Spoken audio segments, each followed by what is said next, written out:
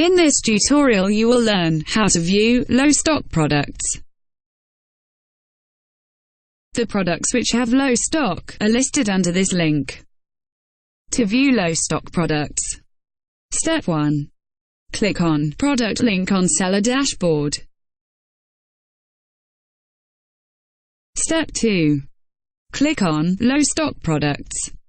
The products which have low stocks will be displayed.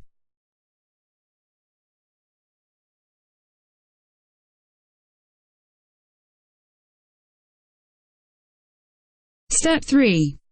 Click on Update Stock button.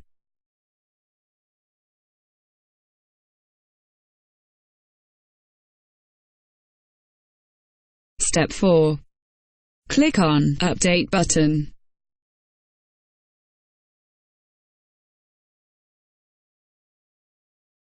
Step 5. Enter the stock quantity in the text box provided.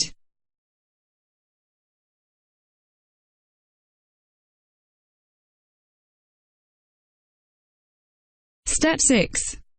Click on Save button. Your stock details will be successfully updated.